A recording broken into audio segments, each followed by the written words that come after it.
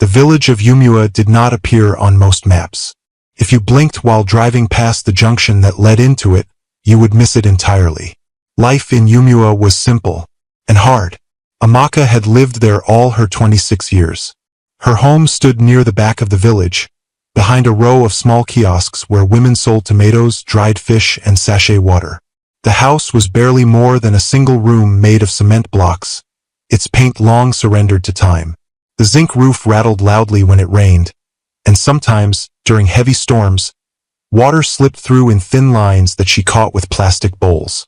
Inside, there was a narrow bed, a small wooden table, a kerosene stove, and a faded curtain that divided the room in two, though there was really nothing to divide. It was not much, but it was hers. Every morning before the first rooster crowed, Amaka woke up. She did not own an alarm clock. Poverty had trained her body to rise early. She would sit up quietly, wrap her thin wrapper around herself, and kneel beside her bed. Her prayers were always the same. God, give me strength today. Help me serve with patience. Let someone smile because of me. She never prayed for riches. She never asked for a miracle husband.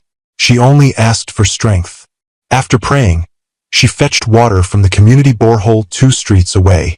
She balanced the bucket easily on her head, her steps steady, graceful, practiced. She had been doing it since she was a girl.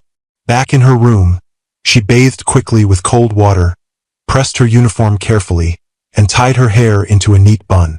Her uniform had once been a bright blue, but years of washing had softened it into something closer to pale sky. Still, she wore it with pride.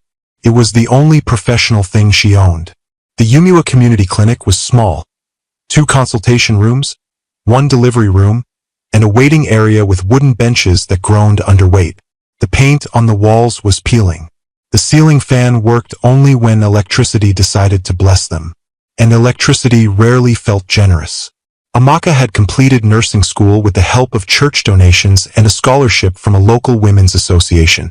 She had graduated near the top of her class, but when it came time to find work in the city, connections mattered more than grades. She had no connections, so she returned home. Some people called her foolish for staying.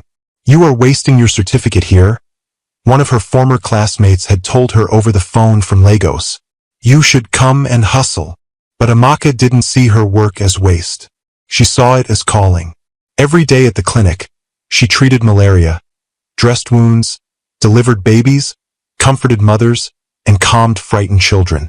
She worked alongside one aging doctor who came only 3 times a week, and a pharmacist who complained constantly about salary delays.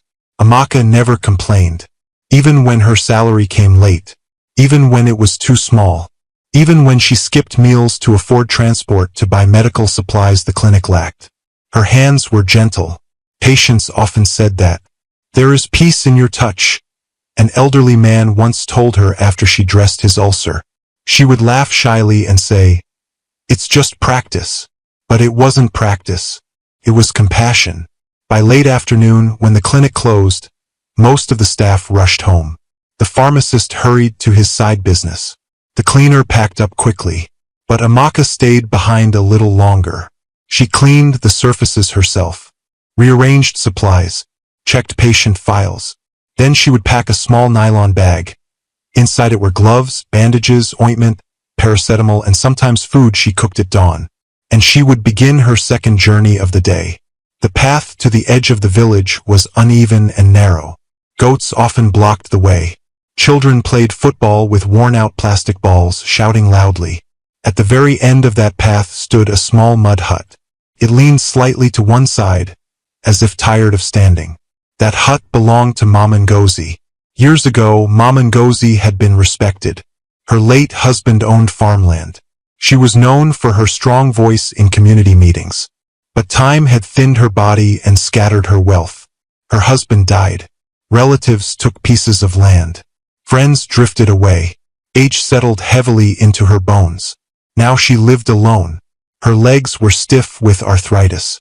Her eyesight blurred. Sometimes she forgot what day it was. And sometimes she cried quietly at night. Not because of pain, but because of loneliness. Amaka met her 2 years ago when she collapsed near the market. While others gathered to stare, Amaka pushed through the crowd. "She needs air," she had commanded gently but firmly. She checked her pulse, asked questions, organized transport to the clinic. After that day, something inside her refused to let the old woman fade away unseen. So she began visiting. At first it was twice a week, then 3 times, eventually every day. The hut smelled of dried herbs and old smoke. The roof had holes patched with nylon. A thin mattress lay on the floor, and beside it, a small wooden stool that served as both table and cupboard. Each evening, Amaka would greet her softly. "Mama, it's me." And the old woman's tired face would light up. "My nurse has come." Amaka would sweep the floor first, then help Mama Ngozi sit upright. She cleaned her body with warm water, changed her wrappers, applied ointment to her swollen knees, and massaged them slowly. Sometimes Mama Ngozi would wince. "Sorry, Mama. You have angel hands," the old woman would whisper. Afterward, Amaka fed her pap, rice, or beans depending on what she could afford. On days when money was tight, she shared her own portion. The villagers noticed. Of course they noticed. Villages notice everything.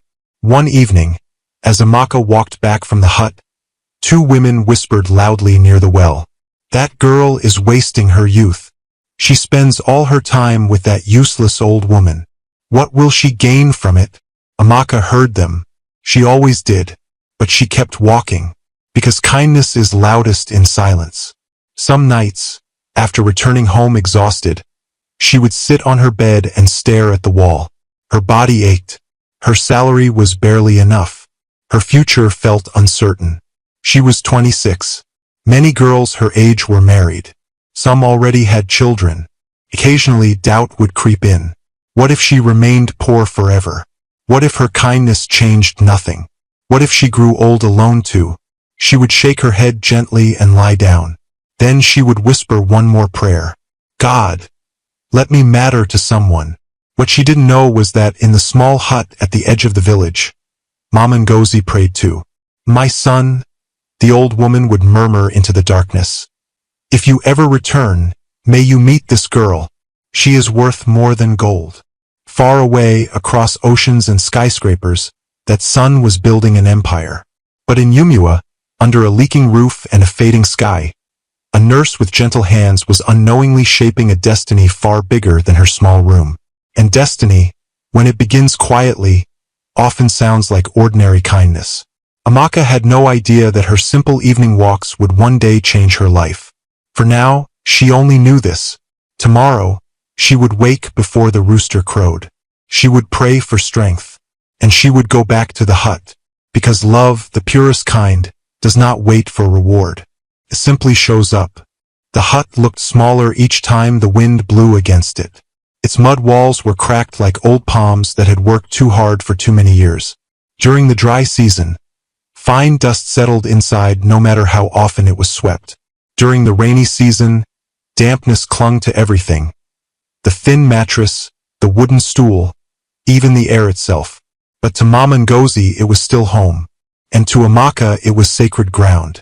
Every evening, just as the sky began turning orange and the village noise softened into cooking sounds and distant laughter, Amaka would appear at the narrow footpath that led to the hut. Her slippers made soft, steady sounds against the earth. She never rushed, even after spending 8 hours at the clinic. Even after skipping lunch because a pregnant woman needed emergency attention. Even after her feet throbbed from standing all day. She never rushed. "Mama, I'm here," she would call gently before pushing the crooked wooden door open. Inside, the air always carried the scent of dried leaves Mama Ngozi burned to chase away mosquitoes. A small kerosene lamp sat in the corner, though it was rarely lit before sunset. Kerosene cost money. Mama Ngozi would be lying on her side, thin frame curled slightly inward, as if trying to hold herself together. "My daughter," she would whisper when she heard Amaka's voice. That word daughter always did something to Amaka's chest. Amaka had lost her own mother when she was 17. A sudden illness. Too fast. Too unfair.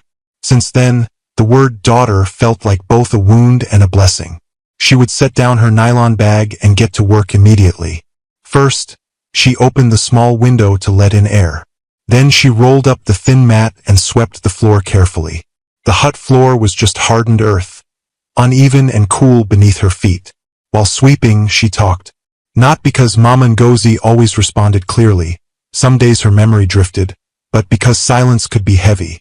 Today at the clinic, a little boy refused his injection. Amaka would say lightly. He told me he was strong like a lion.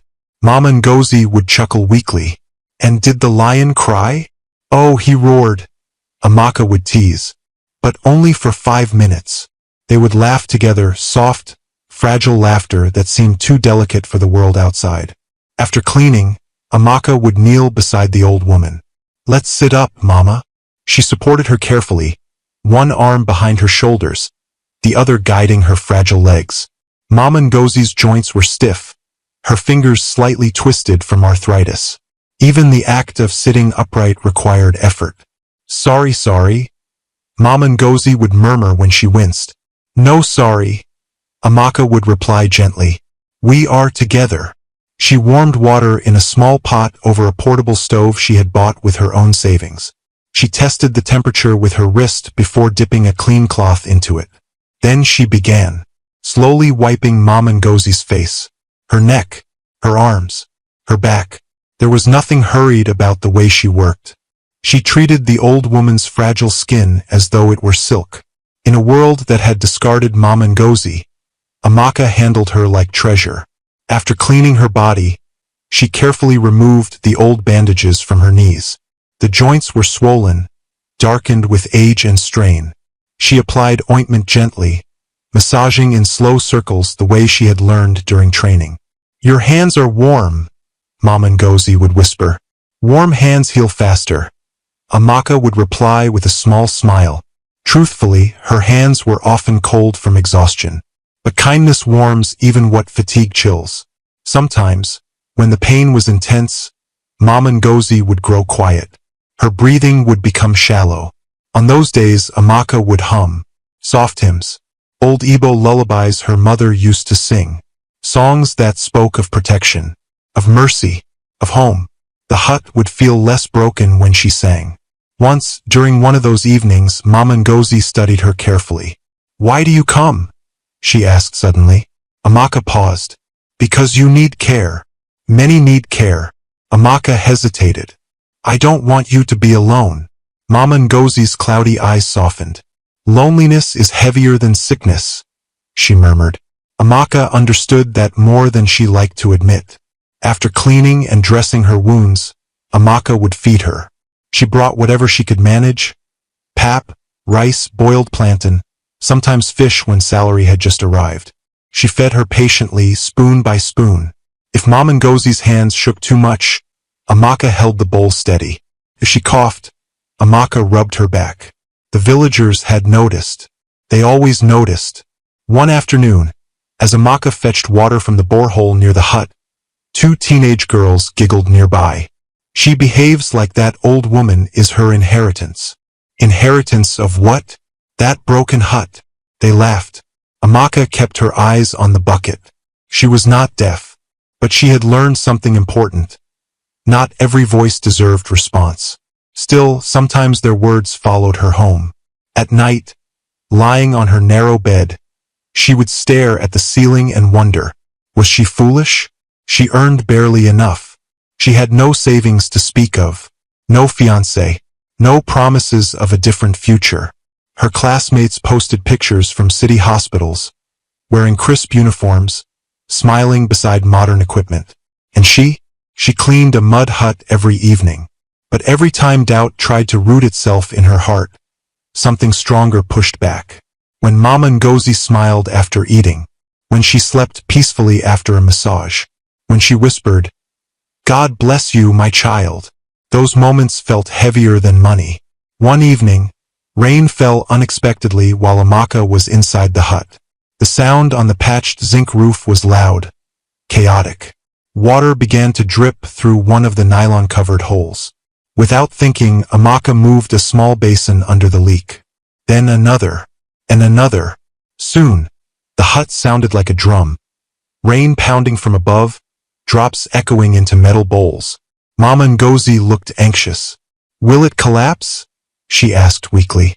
"No," Amaka assured her calmly, though she wasn't entirely certain. "This hut has survived many seasons." She sat beside her until the rain softened. That night, as she prepared to leave, Mama Ngozi caught her wrist gently. "My son," she said. Amaka leaned closer. "Yes, Mama? My son will come back one day." Amaka smiled softly. She had heard fragments of this story before. A son who traveled abroad, who promised to return successful. "Yes, Mama. He is a good boy," she insisted faintly. "He just stayed too long." There was no bitterness in her voice, only longing. Amaka adjusted her wrapper gently. "When he comes, he will be proud of you," she said. Mama Ngozi's gaze lingered on her face. "No," she whispered slowly. "He will be proud of you." Amaka laughed lightly. "Why me?" "Because when blood forgets, kindness remembers." The words settled into the small hut like something sacred. That night, as Amaka walked home beneath a sky washed clean by rain, she felt an unusual stirring in her chest. She didn't know why. She didn't know how. But something about the old woman's words felt bigger than imagination. Back inside the hut, Mama Ngozi lay awake for a long time. She thought of her son, tall, ambitious, stubborn. She thought of the day he left, promising wealth. She thought of the years that followed.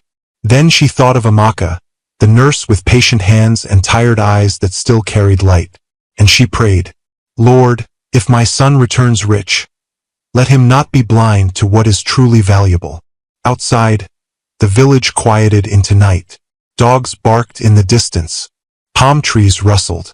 And inside the small hut that looked too fragile to survive another season, something stronger than mud walls was being built. A bond, unseen, unmeasured, but powerful enough to change lives. Amaka did not know it yet, but destiny had already found its way to the edge of the village. And it was waiting, quietly. 15 years is a long time. Long enough for a child to become a man. Long enough for buildings to rise and collapse. Long enough for promises to grow thin. When Tochi left Yumua, he was 22 years old with one suitcase, 2 pairs of trousers, and a head full of restless ambition. The day he departed, the entire village gathered near the old junction road. His mother stood in front, her wrapper tied tightly around her waist, pride shining in her eyes even as her fingers trembled. "You will come back for me," she had said, holding his face in both hands. "I will build you a house bigger than the chief's," he replied confidently. "You won't suffer again." He believed it. He truly did. Back then, poverty felt like something you could outrun. The first years abroad were brutal. Cold winters that bit through his thin coat. Factory jobs that paid just enough to survive. Nights when he lay on a small mattress in a shared apartment, staring at the ceiling, wondering if he had made a mistake. But Tochi was not built for surrender. He studied at night, learned business principles, watched how successful people moved. He was observant, always had been. While others partied, he worked extra shifts. While others complained, he planned. Opportunity did not knock politely. It arrived disguised as risk. A small investment in logistics, then another in real estate, then a bold partnership that either would have ruined him or made him unstoppable. It made him unstoppable.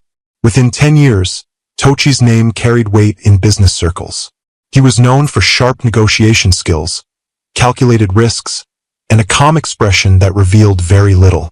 He wore tailored suits now, owned properties in 2 countries, attended conferences where people introduced him as a visionary. He learned to speak in measured tones, learned when to smile, learned how to dominate a room without raising his voice.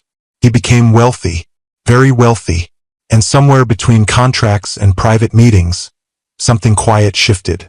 At first, he called his mother every Sunday. He sent money regularly, more than she had ever seen in her lifetime. He asked about the farm, about neighbors, about the old mango tree beside their hut. "I will come soon," he always said. Soon turned into next year. Next year turned into when the deal closes. When the deal closes turned into when the market stabilizes. Success has a way of stretching time until you don't realize it's disappearing. As his wealth grew, so did his responsibilities. Investors depended on him. Staff relied on him. His calendar filled months ahead. He upgraded apartments, then bought a penthouse, then purchased his first Rolls-Royce. He remembered staring at the car the day it was delivered. Sleek, polished, powerful. Felt like proof. Proof that the village boy had conquered the world. He told himself his mother would be proud. And she was. Every time neighbors visited Mom Ngozi, she would mention her son. "My Tochi is abroad," she would say with quiet pride. "He is doing big things." When he sent money to renovate part of the hut years ago, she refused to leave the village. "This is my home," she told him over the phone. "Then I will build you a better one there," he insisted. But construction plans were delayed. Always delayed. Meanwhile, in the city where Tochi now lived, life moved at a different speed. Women noticed him. Tall, confident, reserved. Money wrapped around him like an invisible perfume. He attended galas, charity dinners, corporate parties where champagne flowed freely and laughter sounded polished. He dated occasionally, elegant women with impressive resumes. But something always felt transactional. Conversations revolved around assets, expansion, travel plans. No one asked him about the red dust roads of Umua. No one knew about the mango tree. No one had seen him before the suits. And slowly, without intending to, Tochi buried that version of himself. The village boy became a memory he visited less often. Until the call came. It was late evening. He was in his office reviewing documents when his phone vibrated with an unfamiliar Nigerian number. He almost ignored it. Almost. "Hello?" he answered, distracted. "Is this Tochi, son of Ngozi?" An older male voice asked. His posture straightened. "Yes. Who is this?" "I am your cousin, Emeka. I am calling about your mother." The air shifted. Something in the man's tone carried weight. "What about her?" Tochi asked sharply. There was a pause. "She is very weak. She fell last week. She has not been walking properly. The clinic nurse helps. But she is not strong." For a moment the room felt smaller. "When did this happen?" Tochi demanded.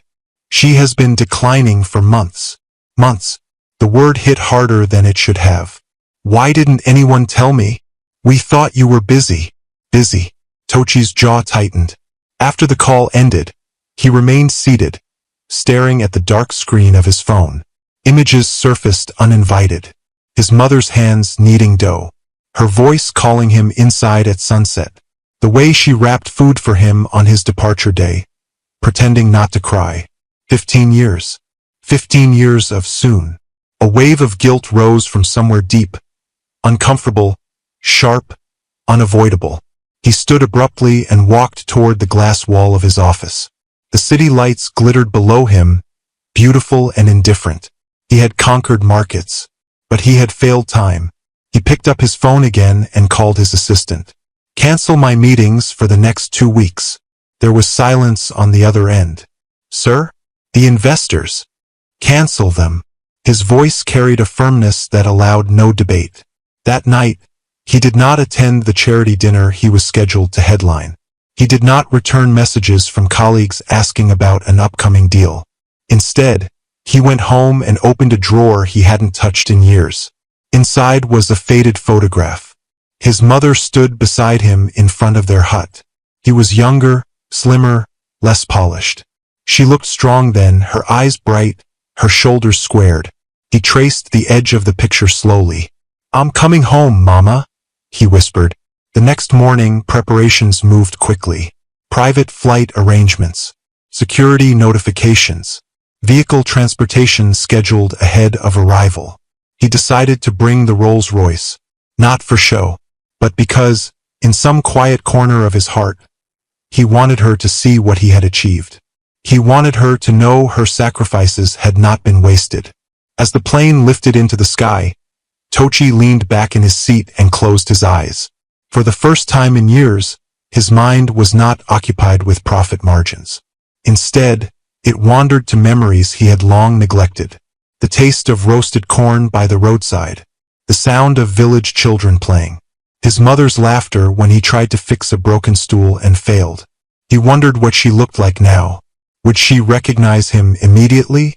Would she forgive him for staying away so long?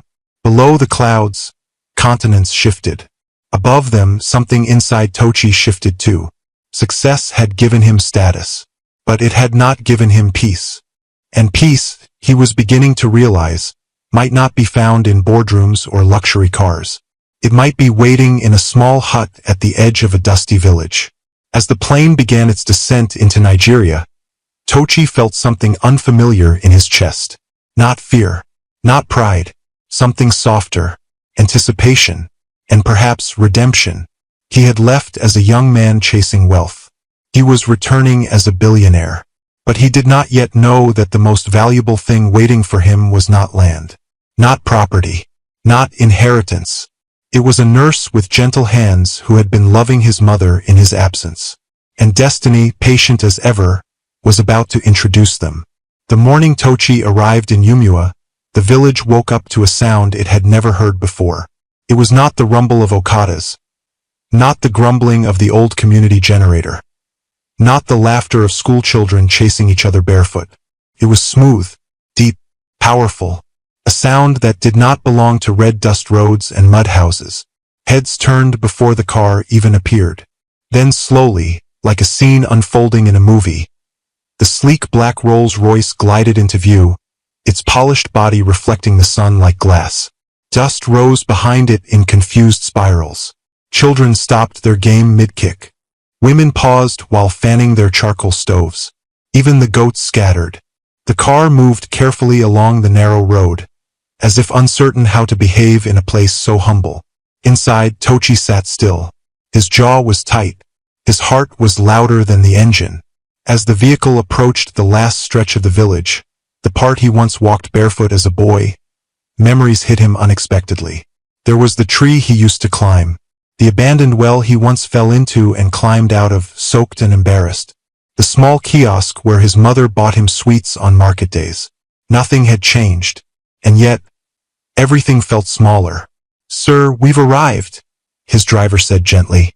The car slowed, then stopped, right in front of the hut. It looked worse than he remembered. The mud walls leaned slightly, as though time had been pushing against them without mercy. The roof's zinc sheets were patched with nylon and old fabric. For a brief second, shame tightened around his chest. He had money, more than enough, and yet this was where his mother had been living. The door of the Rolls-Royce opened. Tochi stepped out. He wore a charcoal suit tailored to perfection, dark sunglasses shielding his eyes. The watch on his wrist could build half the village. But in that moment, none of it mattered. The villagers gathered slowly at a distance, whispering, "Is that? It looks like Ngozi's son. He came back. With that kind of car? He must be very rich." Tochi barely heard them. His eyes were fixed on the hut. Then he heard something else. A soft voice from inside. "Mama, small more. Just a little." The voice was gentle, calm, patient. Tochi's heart skipped. He stepped forward quietly, his polished shoes pressing into the dusty ground. The hut door was slightly open, and that was when he saw her. A young woman knelt beside his mother on a thin mattress. She wore a simple pale blue nurse uniform. Her hair was tied back neatly. Her sleeves were rolled up slightly, revealing slim, steady arms. She held a spoon carefully to his mother's lips. "Good," she said softly. "You're doing well." His mother, frail, thinner than he remembered, swallowed slowly. Tochi felt something break inside him. This was not the strong woman who waved him goodbye 15 years ago. This was a body worn down by time. And beside her was a stranger caring for her with tenderness that looked real. Not forced. Not professional. Real. Amaka did not notice him at first. She was focused. When Mama Ngozi coughed lightly, she immediately set the bowl aside and rubbed her back gently. "I'm here," she whispered. "Breathe slowly." Tochi removed his sunglasses slowly. His throat felt tight. He had sent money. He had paid for occasional medicine deliveries. But he had not been here. And this woman had. The wooden floor creaked softly under his step. Amaka looked up. Their eyes met. For a second the world narrowed. She did not see the billionaire. She saw a tall stranger in an expensive suit standing in the doorway of a fragile hut. And something about his face, the intensity, the emotion barely controlled, made her stand slowly. "Yes?" she asked carefully. Her voice was calm, but alert. Tochi swallowed. I'm Tochi." Silence. Mama Ngozi's eyes widened faintly. "My son," she whispered weakly. The word hit him harder than anything else had. He stepped forward quickly and dropped to his knees beside her. "Mama." Her fragile hands reached up, trembling, touching his face as though confirming he was not imagination. "You came," she breathed. Tears he hadn't allowed in 15 years slipped down his face without permission. "I'm sorry," he whispered. The hut felt too small to contain that moment. Amaka stepped back slightly, giving them space, but she didn't leave. She watched, not intruding, not judging, just present.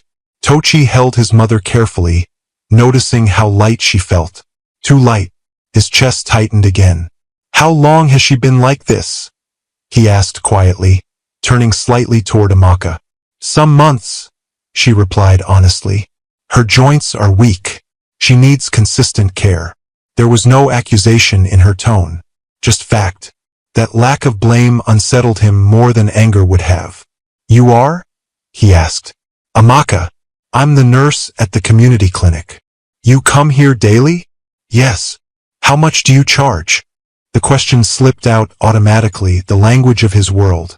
Amaka's expression changed slightly. "I don't," she said calmly. He frowned. "You don't." She needed help. Simple. Direct. No performance. Tochi stared at her properly now. She wasn't wearing makeup. Her uniform was clean but clearly worn from many washes. There was tiredness in her eyes, but also something steady. Strength. "You do this after clinic hours?" he pressed. "Yes." "And no one pays you?" She hesitated slightly. "I didn't ask." Outside, villagers whispered louder, trying to peek inside. The Rolls-Royce stood like a symbol of another universe, gleaming against mud walls. Inside the hut, two worlds collided quietly, one built on wealth, the other on compassion. Tochi looked around. The patched roof, the worn mattress, the small bowl Amaka had brought. Anger stirred in him, not at her, at himself. He stood abruptly. "This place isn't fit," he muttered. "I'll move her immediately. Private hospital." Amaka stepped forward gently. "She is stable for now. Sudden movement might shock her." He paused. She wasn't challenging him. She was protecting his mother. "You think I don't want what's best for her?" he asked, tension slipping into his voice. "I think," Amaka replied softly, "she has been surviving here. Let's not overwhelm her today." The hut fell quiet. No one spoke to Tochi that way in boardrooms. But there was no disrespect in her voice. Only care. He exhaled slowly. Mama Ngozi squeezed his hand weakly. "Stay," she whispered. So he did. For the rest of that afternoon, the billionaire who commanded companies sat on the floor of a mud hut. He watched Amaka clean the space, watched her prepare medication, watched how she spoke gently but firmly when Mama Ngozi resisted swallowing pills. He noticed the way she listened, fully, without checking a phone, without distraction. Something about her unsettled him, not because she was dramatic, but because she wasn't. She moved with quiet purpose. When she finally packed her bag to leave, she paused near the doorway. "I'll return tomorrow," she said. Tochi stood. "Wait." She turned. "Thank you," he said. The words felt unfamiliar in his mouth. She gave a small nod. "She raised a good son," Amaka replied gently. The sentence pierced him unexpectedly, because he wasn't sure he deserved it. As she stepped outside, the villagers stared at her, now looking at her differently. She walked past the Rolls-Royce without even glancing at it, and Tochi noticed that. He watched her figure disappear down the dusty path. Inside the hut, Mama Ngozi smiled faintly. "She is a blessing," she murmured. Tochi looked toward the doorway again. He had come home to rescue his mother. He did not expect to find someone who had already been doing it, and for the first time in years, something stirred in his chest that had nothing to do with ambition, respect, curiosity, and the faint, dangerous beginning of admiration. The Rolls-Royce gleamed outside, but inside the hut, a different kind of wealth had just revealed itself. And Tochi, though he did not yet understand it, had just stepped into a story far bigger than money. That night, Tochi did not leave. The villagers expected him to. They thought he would greet his mother, perhaps arrange quick hospital transfer, then disappear into a hotel in the nearest city, somewhere with air conditioning and polished floors. But he didn't. Instead, he removed his suit jacket, folded it carefully, and placed it on the only wooden stool inside the hut. He rolled up his sleeves. He sat beside his mother on the thin mattress. The billionaire stayed. Outside, whispers traveled like harmattan wind. "He's sleeping there? In that hut? With all his money?" Inside, Tochi barely noticed. The hut felt smaller at night. The kerosene lamp cast trembling shadows on the cracked walls. The roof creaked occasionally as wind brushed against it. Mama Ngozi slept lightly, her breathing uneven but peaceful. Tochi sat awake, watching her, listening. Every shallow inhale felt like a reminder of years he could not retrieve. At some point, his gaze drifted toward the door. He thought about the nurse, Amaka, the way she had stood straight when speaking to him. Not intimidated, not impressed. The way she corrected him gently when he wanted to rush things. No one corrected him gently anymore. They either flattered him or feared him. She did neither, and it unsettled him. Morning arrived with soft rooster cries and the smell of firewood smoke. Tochi had not slept much. He stepped outside briefly, stretching his stiff back. The village looked different in daylight, quieter, slower. Children stared at him openly before giggling and running away. The Rolls-Royce still stood like an alien object against mud walls. By mid-morning, he heard footsteps approaching. He didn't need to look up to know it was her. "Good morning," Amaka's voice came before she entered. She stepped into the hut carrying her usual nylon bag. Then she noticed him sitting there. "You stayed," she said, mild surprise in her tone. "Yes." She nodded once. "Good." Just that. Not dramatic praise. Not admiration. Just good. She moved past him toward Mama Ngozi. "How was the night?" she asked gently. "She kept waking," Tochi replied. Amaka checked her pulse, her temperature, adjusted her wrapper carefully. "You did well to stay," she said quietly, not looking at him. The words warmed him more than they should have. While she worked, Tochi watched her closely. Her movements were precise but soft. When she spoke to his mother, her voice dropped slightly, carrying warmth that felt deeply personal. "Mama, today we'll try sitting outside for fresh air," she suggested.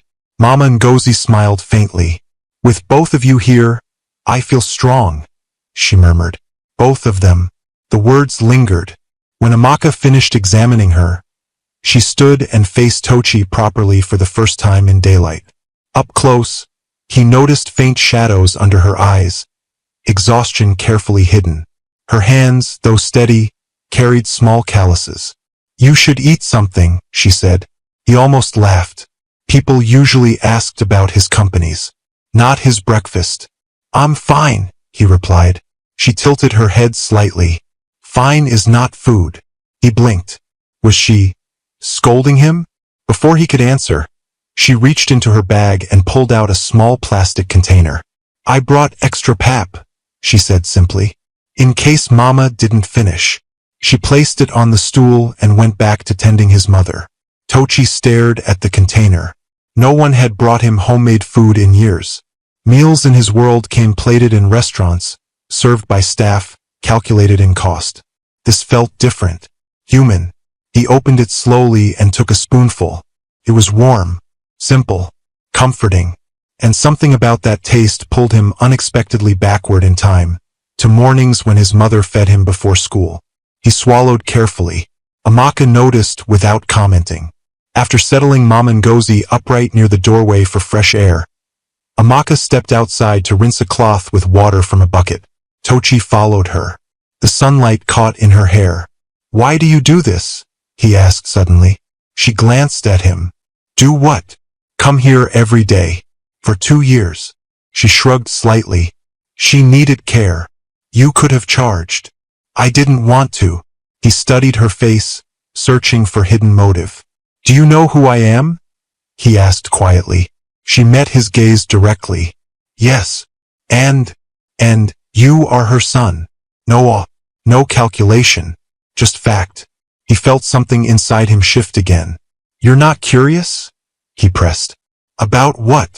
"About my life. My business." She smiled faintly. "If you want to tell me, you will." The simplicity of her response unsettled him in a way boardroom negotiations never had. He was used to curiosity fueled by advantage, not restraint. Inside the hut, Mama Ngozi called weakly. Amaka returned immediately. Tochi lingered outside for a moment, watching her. The village breeze moved gently through the trees. Life here did not rush. It breathed. Later that afternoon, while Amaka was carefully massaging ointment into Mama Ngozi's knees, Tochi knelt beside them.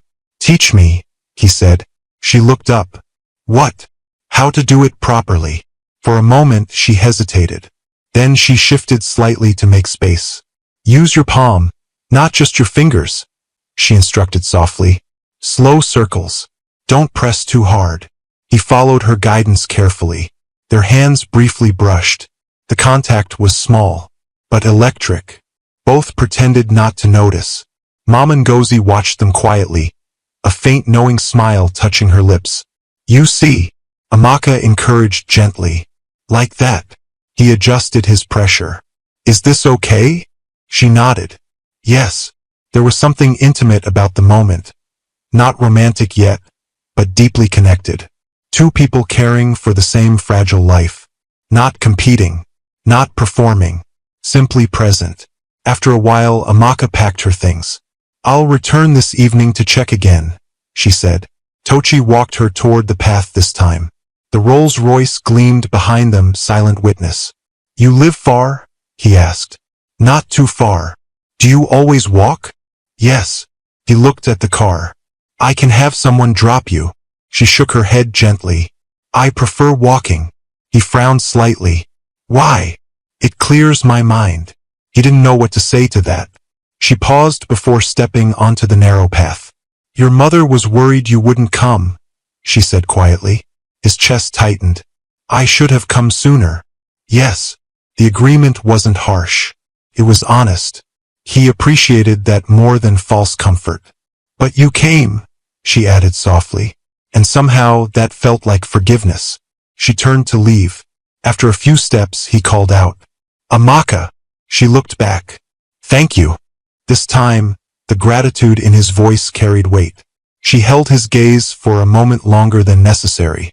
"Take care of her," she replied. "I will. And take care of yourself too." Then she walked away. Tochi stood there longer than he intended, watching until her figure disappeared behind the trees. Something unfamiliar stirred in him. He had built success through strategy, through precision, through control. But whatever this was, this quiet pull toward a village nurse with tired eyes and steady hands, it was not calculated. It was not strategic. Simply was. Back inside the hut, Mama Ngozi looked at her son knowingly. "She is different," she murmured. Tochi sat beside her again. "Yes," he admitted quietly.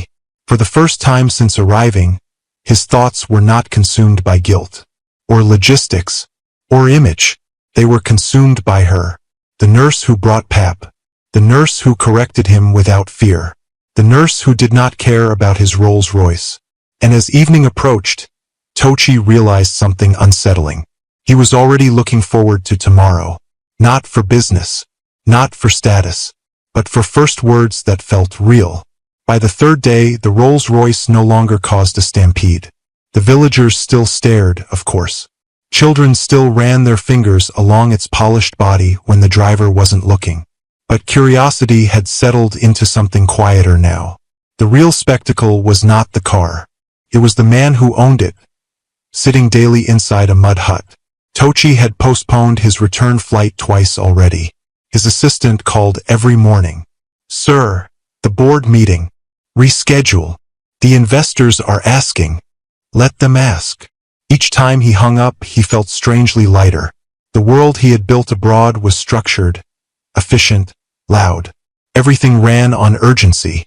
Here in Yumua, time moved differently, slowly, intentionally, like it was not trying to outrun itself. And at the center of this slower world stood Amaka. She arrived each morning at nearly the same time, greeting Mamangozi first before acknowledging him. Fascinated him. He was used to being the axis of attention, but here, he was secondary, and oddly he liked it. That morning, she entered with fresh vegetables tucked inside her bag. "I'll cook light soup today," she said. Soft food is easier for her. "You cook too?" he asked. She gave him a brief look. Survival skill. There was no bitterness in her tone, just fact. He watched as she moved around the hut comfortably, lighting the small stove, cutting vegetables carefully on a worn wooden board, checking Mamangozi's temperature between steps. Her efficiency wasn't hurried. It was practiced. "You've done this before," he observed. She nodded. "I cared for my mother before she passed." He froze slightly. "I'm sorry." She paused only for a second before continuing to slice. It was years ago, but something flickered in her eyes. Not weakness, but memory. For the first time, he realized her kindness had roots. This wasn't performance. It was lived experience. Later, while Mamangozi rested after eating, Tochi stepped outside. Amaka joined him a few minutes later, wiping her hands with a small towel. "You need better facilities," he said suddenly. "For the clinic." She looked at him cautiously. "We manage. You shouldn't have to manage." She studied him. "And what do you suggest?" "I can fund it. Renovate the building. Bring modern equipment." The offer was natural to him. Money solved problems. It was the language he spoke fluently. But Amaka did not immediately light up. "That's generous," she said carefully. But sometimes when help comes too fast, people forget how to stand." He frowned slightly. "You think I want control?" "I think—" She hesitated, choosing her words thoughtfully. "Real growth should include the people who live here." He exhaled slowly. No one had ever responded to his generosity like that. Most people rushed to say yes. She was protecting the dignity of the village. He felt a strange surge of respect. "You're not impressed by money," he said quietly. She gave a small smile. "I work where people can't afford paracetamol. Money is useful, but it's not magic." The statement settled between them. He leaned against the tree near the hut. "What impresses you?" he asked. She seemed surprised by the question. "Consistency," she replied after a moment. "Integrity. People who show up." The words hit deeper than she intended, because for 15 years he hadn't shown up. He changed the subject. "You refused my payment." "Yes." "Why?" She looked directly at him. "If I start charging your mother now, it changes something." "What?" "The reason I came in the first place." He was quiet. Her reasoning was simple, pure. In his world, transactions defined relationships. Here, she was guarding something he had nearly forgotten existed. Sincerity without leverage. Inside the hut, Mamangozi stirred. They both returned immediately. As Amaka adjusted the old woman's pillow, Tochi found himself studying the way sunlight fell across her face. She was not dressed expensively. No jewelry. No glamour. Yet there was a calm confidence in her posture. That afternoon, a group of village women gathered near the hut, whispering openly. "He has been here for days. They say he is worth billions. And the nurse, what if she tries something?" Amaka overheard. Of course she did, but she continued her routine without reaction. Later, As she walked toward the borehole to fetch water, Tochi followed. "Does it bother you?" he asked. "What?" "The gossip." She shrugged lightly. "People talk when they are bored." "You're very calm." "No," she corrected gently. "I just don't react to everything." He laughed softly. "That's a skill I don't have." She glanced at him. "You built companies. That requires patience." "Yes, but in business, patience comes with profit." "And here?" He looked at her carefully. "I'm still learning." There was something honest in his tone that made her look away first. By evening, Mama Ngozi seemed stronger than usual. She insisted on sitting outside longer. The three of them sat quietly as the sky turned gold. For a rare moment, no one spoke. Children ran past, laughing. A woman called her goats home. Smoke from cooking fires rose gently into the air. "This," Tochi said softly, almost to himself, "feels peaceful." Amaka nodded. "It always has been." He turned to her. "Why didn't you leave? With your grades, you could have."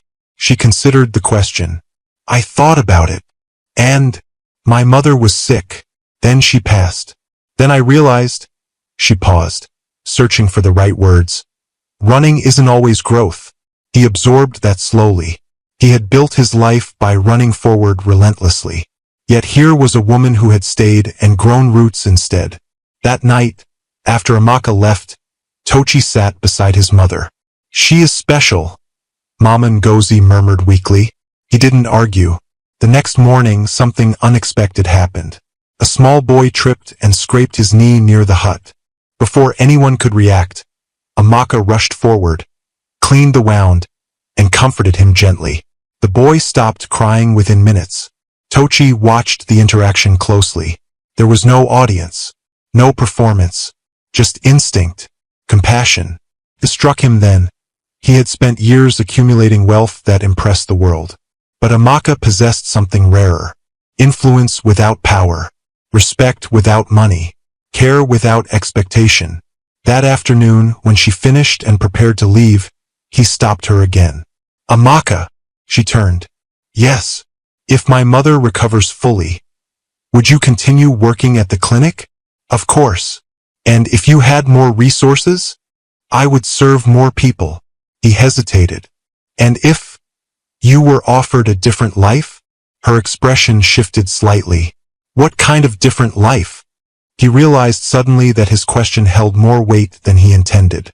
"I don't know yet," he admitted. She held his gaze longer this time. "Sometimes," she said softly, "a different life looks attractive from far away, but up close it may not fit." The breeze moved between them. He understood the unspoken layer beneath her words. She would not trade herself for comfort. And that realization did something powerful inside him. For the first time in years, Tochi questioned something deeply. Had he mistaken wealth for worth? Because standing there, watching a village nurse walk away in simple slippers while he stood beside a luxury car, he felt something undeniable. She was not the one lacking. He was not money, not status, but something quieter, something steady, something that could not be bought. And as she disappeared down the dusty path once again, Tochi realized he was no longer just grateful for her. He was drawn to her, not because she admired his wealth, but because she didn't, and that, more than anything, felt like the rarest treasure he had ever encountered. The village had started adjusting to Tochi's presence. The Rolls-Royce was no longer shocking. It was simply there, like an expensive visitor unsure how long he intended to stay. Children played around it now. Men greeted him cautiously but with growing respect. But something else had shifted too. The space between him and Amaka. It was no longer just gratitude. It was awareness. He noticed the way she tucked loose strands of hair behind her ear when concentrating. The way she spoke more firmly when patients resisted medication. The way her laughter, rare but genuine, felt like sunlight breaking through thick clouds. And Amaka noticed him too. She noticed that he had stopped checking his phone constantly, that he now arrived at the hut before she did, that he listened carefully when she spoke, even about small things. But she refused to let herself interpret it. Men like Tochi did not settle in huts. They visited. They admired. They left. One evening, Mama Ngozi seemed unusually alert. Her eyes were clearer. Her voice steadier. "Help me sit outside," she insisted. Between the two of them, they carefully supported her onto a wooden chair beneath the mango tree near the hut. The late afternoon sun filtered through the leaves, casting patterned shadows across her thin face. She looked at her son. "You have grown," she murmured. He smiled faintly. "So have you," she chuckled weakly. "In wrinkles." They all laughed softly. Then her gaze shifted to Amaka. "You are tired," she observed. Amaka shook her head quickly. "No, Mama." But Mama Ngozi knew the language of women who carried too much quietly. She reached for Amaka's hand and placed it into Tochi's. The gesture was slow, intentional. Both of them froze. "My son," she said carefully. "Money can build houses, but it cannot build peace." Tochi swallowed. Mama Ngozi continued, her voice faint but clear. "This girl, she gave me dignity when I had nothing left." Amaka tried to pull her hand away gently. "Mama, please." "No," the old woman insisted softly. "Let me speak." Her eyes locked with her son's. "Do not overlook what God places before you." Silence wrapped around them. The breeze moved gently through the tree. Tochi felt the warmth of Amaka's hand in his. She was trying subtly to withdraw, but he didn't let go immediately. He couldn't, because his mother had just spoken aloud what he had been afraid to admit. After settling Mama Ngozi back inside to rest, the air between him and Amaka felt charged. She busied herself packing her things. He stood near the doorway watching. "You don't have to feel uncomfortable," he said quietly. "I'm not," she replied too quickly. He stepped closer. "You think I haven't noticed?" She stopped moving. "Noticed what?" "That you avoid looking at me when my mother says things like that." Her breath caught slightly. "Your mother is old. She speaks emotionally." "And you?" he asked. She finally met his eyes. "I live realistically." The words weren't sharp, just guarded. He respected that. "Realistically," he repeated softly. "What does that mean for you?" "It means," she said steadily, "men in your position don't build futures in villages. And women in your position don't trust promises easily," he countered. That struck closer than she expected. She turned away slightly. "You will leave soon," she said. "Maybe. Definitely. You sound certain." She faced him again. "Because I understand worlds." He studied her. "And you think I don't understand yours?" She gave a small, sad smile.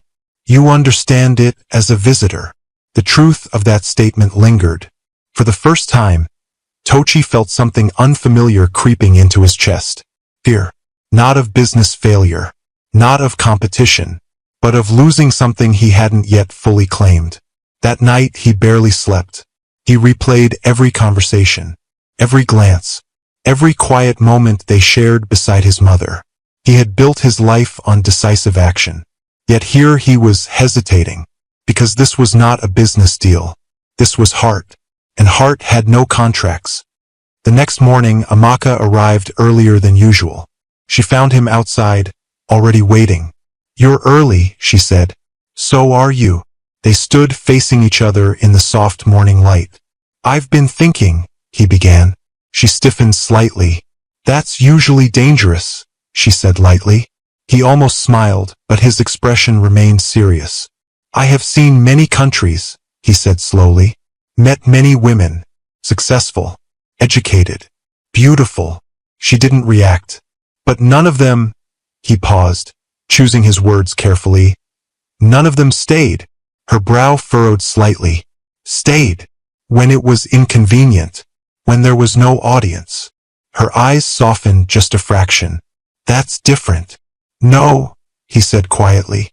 "It's not." Silence stretched between them. He stepped closer. "I came back to take my mother away from poverty." She listened. "But I found something else." Her heart began to beat faster, and she hated that it did. "Don't," she warned softly. "Don't what?" "Don't make this complicated. It already is." She looked at him fully now. What are you saying, Tochi? He took a slow breath. I want you in my life. The words hung heavy in the air. Not playful. Not casual. Serious. She blinked. You don't even know me. I know enough. You know I care for your mother. I know you care for people without calculation. She shook her head slowly. You're emotional right now. You just came home. Everything feels intense. That's not it. Then what is it? She pressed. It's peace, he said quietly. Her expression faltered. When I sit here with you, I feel something I haven't felt in years. She swallowed. And what happens when you return to your world? You come with me. The words slipped out before he softened them. Her eyes widened. Tochi, I'm serious. And I'm not a suitcase you pack because you're feeling inspired. The firmness in her voice grounded him. He exhaled. You're right. She stepped back slightly. You built your life for 15 years without me. Without this village. Without even visiting. He didn't argue. You think I don't see that? He asked quietly. Then understand why I hesitate. He moved closer again, slowly this time. I'm not offering you escape, he said. I'm asking for partnership. She searched his face for doubt. She found none. But fear still lingered. What if I don't fit into your world? She whispered. He smiled faintly. What if my world needs reshaping? That answer shook her more than confidence would have. Because it wasn't dominance. It was humility. Inside the hut, Mama Ngozi stirred weakly. They both turned instinctively toward the sound. Before stepping inside, Tochi reached gently for Amaka's hand. I don't need your answer today, he said softly. But don't dismiss this as temporary. She looked at their joined hands. Then at him. For once, she murmured. Don't make promises you can't keep. His jaw tightened slightly. I won't. And for the first time since he arrived in Yumua, the air between them no longer felt uncertain. It felt like the beginning of something fragile. Something powerful. Something that would require more courage than wealth. Inside the hut, Mama Ngozi watched them quietly. And she smiled. Because some promises are spoken aloud. And some are made the moment two people choose not to walk away. News in Yumua did not travel. It exploded. By the end of the week, everyone had a version of the story. The billionaire has fallen for the nurse. He wants to marry her. She trapped him. She planned it from the beginning. The whispers grew sharper each day. First, Amaka ignored them. She had survived gossip before. When she stayed in the village instead of chasing city opportunities, people talked. When she spent evenings at Mama Ngozi's hut, people talked. But this was different. Now the gossip carried accusation. Now it carried envy. One afternoon at the borehole, the murmurs were louder than usual. So now you won't greet us again, ABI? One woman said with a forced smile. Amaka kept her expression neutral. Good afternoon. You must be happy. Rolls-Royce is sweeter than Okada. Soft laughter followed. Amaka lifted her bucket without responding. Just don't forget who you were. Another voice added behind her. That one lingered. She walked home slower that evening. Not because she was ashamed, but because she was thinking. Love was beautiful in quiet moments beneath mango trees. It was heavier when examined by a village. Meanwhile, Tochi was facing his own storm. His extended stay had not gone unnoticed in his business world. Calls became more urgent, messages more pointed. Then came the visit. Two of his senior business associates arrived unexpectedly in the nearby town and requested to see him. They drove into Yumua in a sleek SUV. Not as dramatic as the Rolls-Royce, but polished enough to announce status. When they stepped out near the hut, their discomfort was obvious. Sir, one of them said cautiously, glancing around at the mud houses. We didn't expect you to stay this long. To what do I owe the visit? Tochi asked calmly.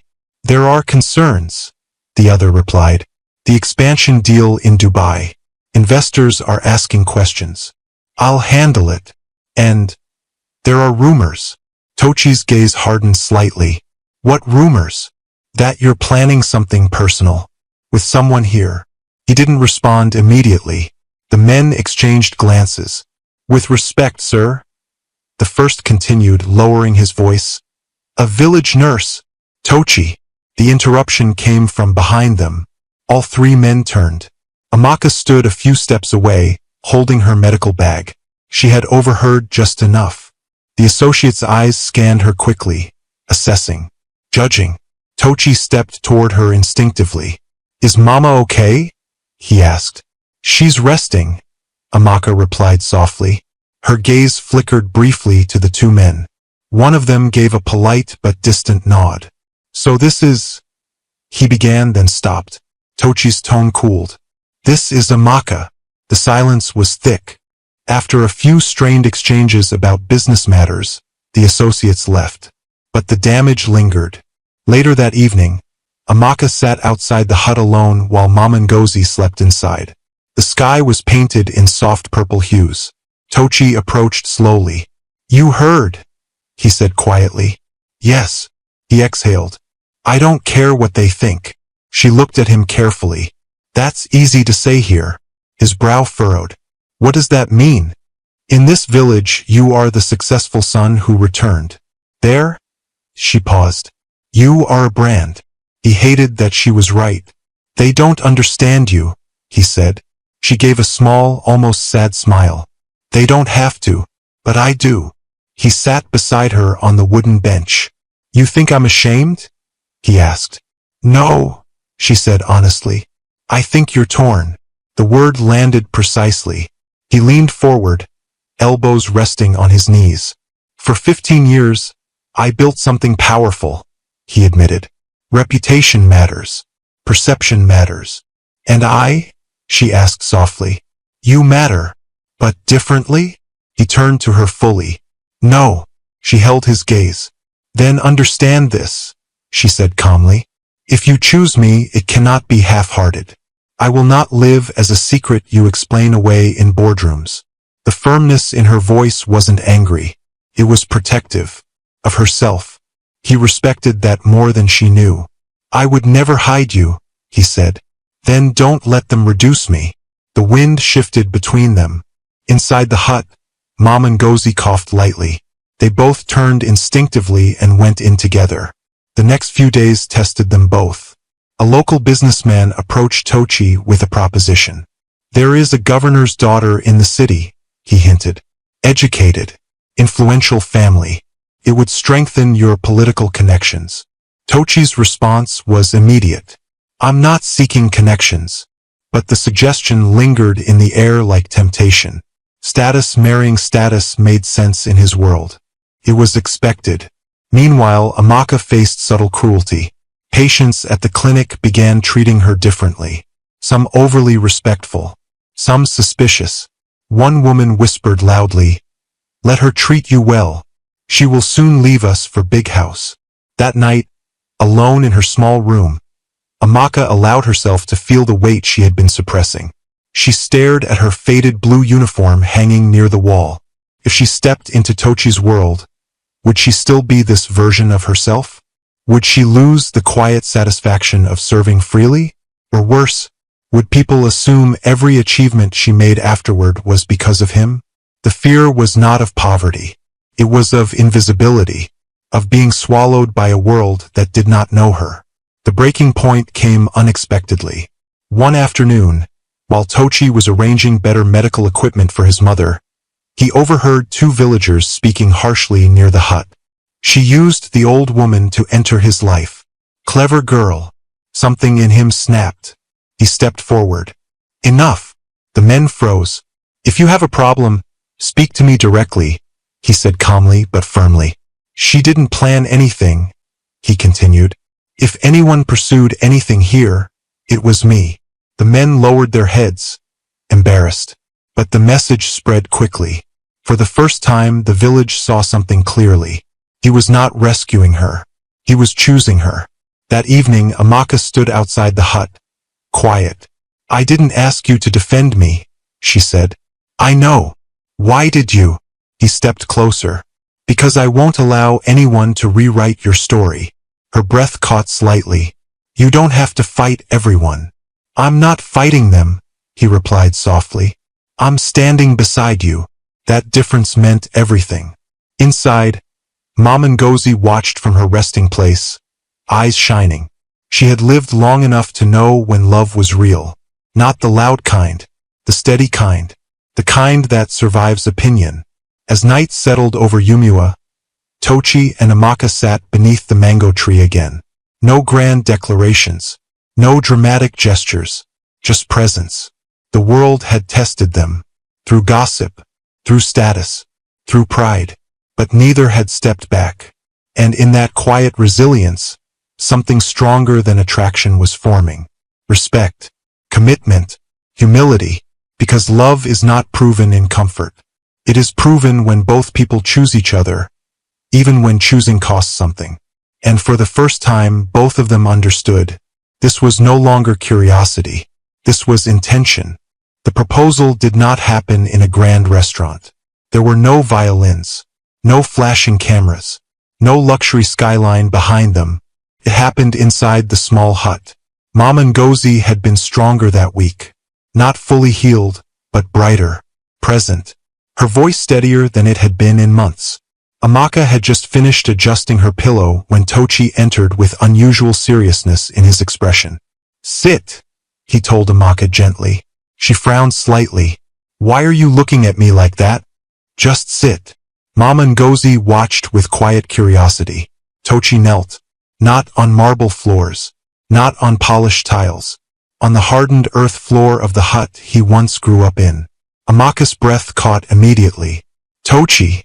He reached into his pocket and brought out a small velvet box. Her heart began to pound so loudly she was sure both of them could hear it.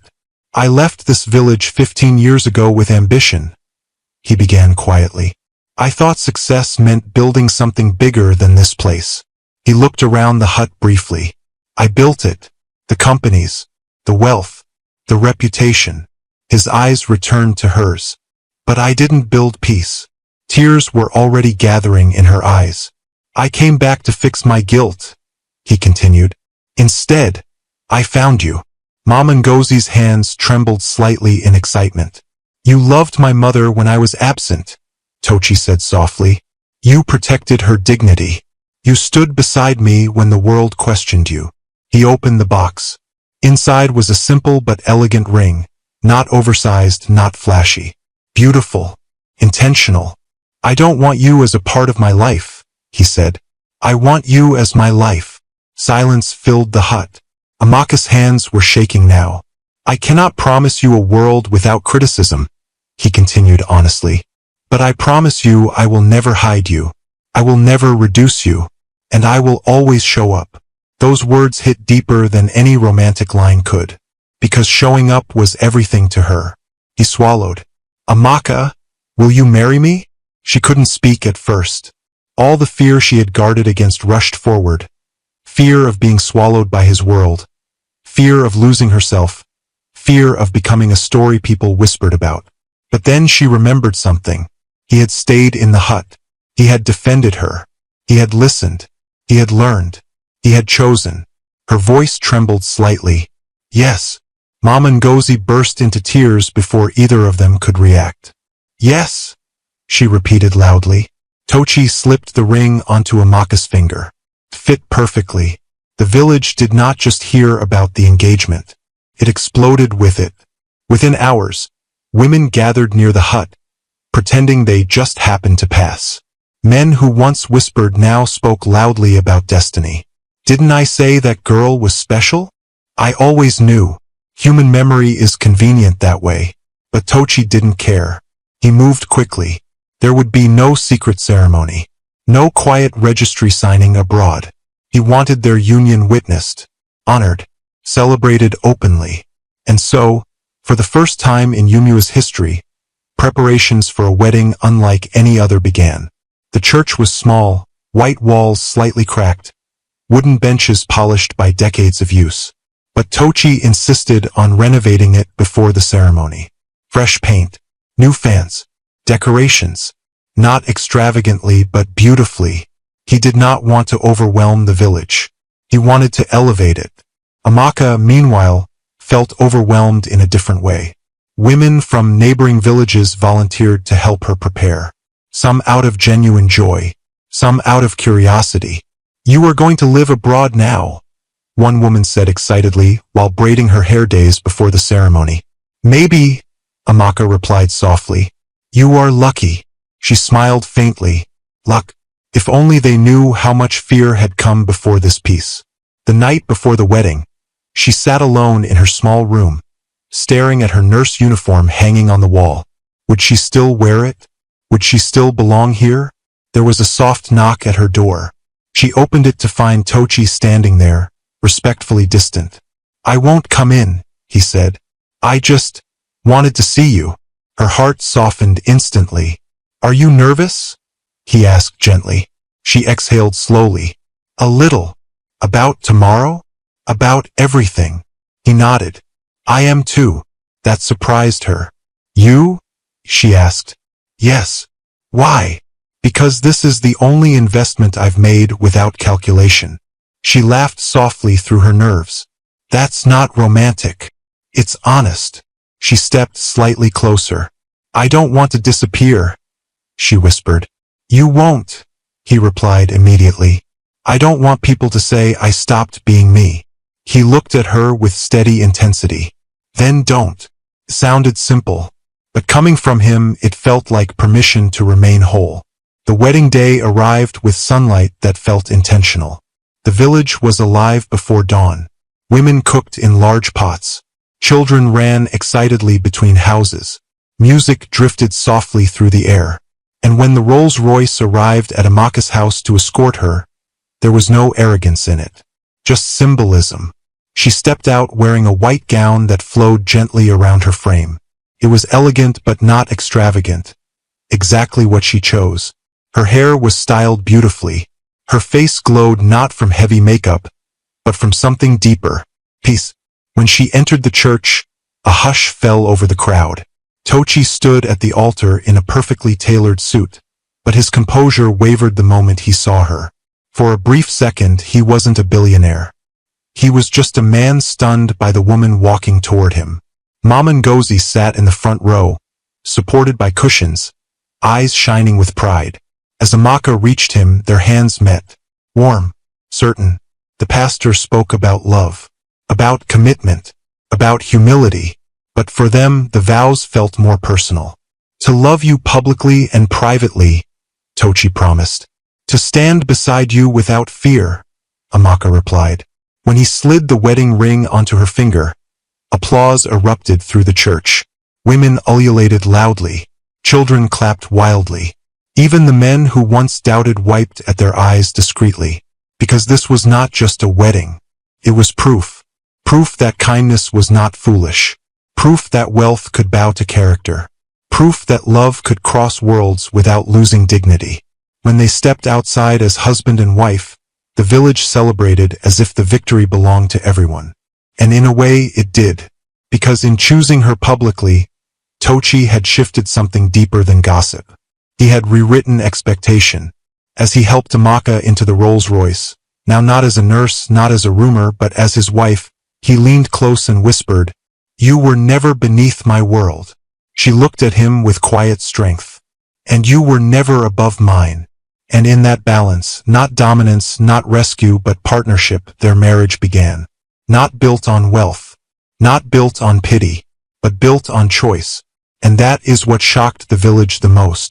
Not the car, not the suit, but the fact that the billionaire did not elevate her. He honored her, and she did not lose herself. She walked into her new life whole. The first night Amaka slept in Tochi's mansion abroad. She couldn't sleep. Not because the bed wasn't comfortable. It was too comfortable. The mattress felt like it swallowed her gently. The room was large, larger than her entire house in Yumua.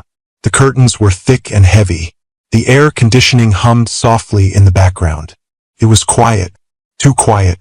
She lay on her back staring at the ceiling, remembering the sound of crickets outside her old window, the distant chatter of neighbors, the clatter of cooking pots. This silence felt different, almost intimidating. Beside her, Tochi turned slightly. "You're awake," he murmured. Yes. Regretting it already? He teased softly. She smiled faintly in the dark. No. He shifted closer. Talk to me.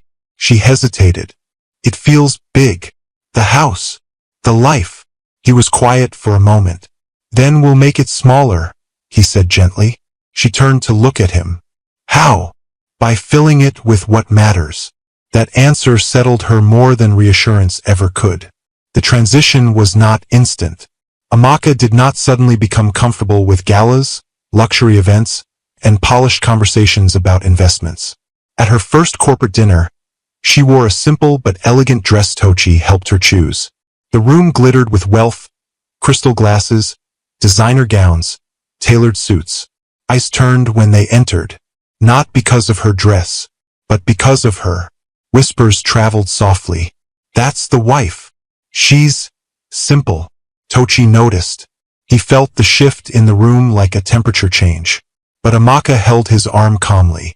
Breathe, she whispered under her breath. He almost laughed. You're calming me? Yes. He straightened slightly. During dinner, someone finally asked the inevitable question. So, Amaka, what do you do? The tone was polite, but loaded. She smiled gently. I'm a nurse. A brief pause. Oh, the woman replied, clearly expecting something else. Amaka continued, her voice steady. I worked in a rural clinic for years. Elderly care. Community health. There was no apology in her tone. No embarrassment. Just fact. Tochi watched the conversation shift. Her calm confidence did something powerful. It demanded respect without asking for it. Later that night, in the car ride home, he looked at her differently. You weren't intimidated, he said. She shrugged slightly. They are people. You don't feel out of place? She thought about it honestly. Sometimes, she admitted. But that doesn't mean I don't belong. That sentence stayed with him long after. Months passed, and something beautiful began to unfold. Amaka did not abandon her calling. She expanded it. With Tochi's support and careful collaboration with leaders back home, she established a foundation focused on rural healthcare access. But she refused to let it become a charity built on pity. No photos of suffering for marketing, she insisted. No branding it with my name everywhere. She traveled back to Umua frequently. The first time she returned after marriage, the village gathered again. But this time, not with suspicion. With pride. She stepped out of the car not in extravagant clothing, but in a neat blouse and trousers. And when she walked toward the clinic, she didn't hesitate. Inside, she met the same cracked walls, but they would not remain cracked for long. Within months, the clinic was renovated. Modern equipment installed. Training programs introduced. Local nurses hired and paid fairly. Not because she married wealth, but because she partnered it with purpose. The borehole near Mamangozi's hut was repaired. The hut itself was rebuilt, not into a mansion, but into a comfortable, dignified home. Mamangozi moved carefully through the new house, touching the walls like they were a miracle. You see, she told her son one afternoon, she did not leave this place behind. Tochi smiled quietly. No, he agreed. She carried it forward. Their marriage was not without adjustment. There were days Amaka felt overwhelmed by travel schedules and formal obligations. There were days Tochi struggled balancing business expansion with his desire to be present. But they had built something early that sustained them. Honesty. When she felt unseen, she said it. When he felt pressured, he admitted it. And slowly their worlds blended. Not perfectly, but intentionally. One evening, standing on the balcony of their home overlooking the city skyline, Amaka leaned against the railing. The lights below shimmered like scattered stars. It's beautiful, she said softly. To you? He asked. Yes. He studied her profile. Do you miss the village? She smiled faintly. Sometimes. He stepped behind her and wrapped his arms gently around her waist. Then we'll never lose it, he said. She turned slightly in his embrace. You don't regret it? Marrying you? Yes. He shook his head slowly. I've made investments worth millions, he said quietly. None of them changed me like this. She searched his face. Changed you how? He exhaled. I measure success differently now. She leaned her head lightly against his chest. That's good. He chuckled softly. It's terrifying. Why? Because it means losing you would matter more than losing money. Her heart softened deeply at that confession. You won't lose me, she whispered. Years later, people would tell their story in different versions. Some would emphasize the wealth. Some would emphasize the luck. But the truth was simpler. Before the mansion, before the foundation, before the wedding, there was a nurse kneeling in a small hut. There was a son kneeling beside his mother in regret. And there was a choice to value character over status, a choice to show up. One afternoon, back in Yumua during a clinic anniversary celebration, a young girl approached Amaka shyly. I want to be like you, the girl said. Amaka knelt to her level. Why? Because you married a rich man, the girl replied innocently. Amaka smiled gently. No, she corrected softly. Be like me because I did not stop being myself. The girl frowned slightly, thinking, and what were you? A nurse, she said, with gentle hands. That evening, as she and Tochi drove back toward the city, he glanced at her quietly. You know, he said, you were always rich. She laughed softly. In what currency? In compassion, in integrity, in courage. She looked out the window at the fading outline of her village. Maybe he was right, because long before the Rolls-Royce, long before the mansion, long before the world called her lucky, she had possessed something money could never manufacture. A heart that showed up. And in the end, that was the wealth that changed everything. Not just for her, not just for him, but for everyone who witnessed what happens when love is built on something deeper than gold. And that was the greatest fortune of all. Thanks for watching. If you enjoyed this story, please subscribe to this channel and tell us where you are watching from. Have a wonderful day.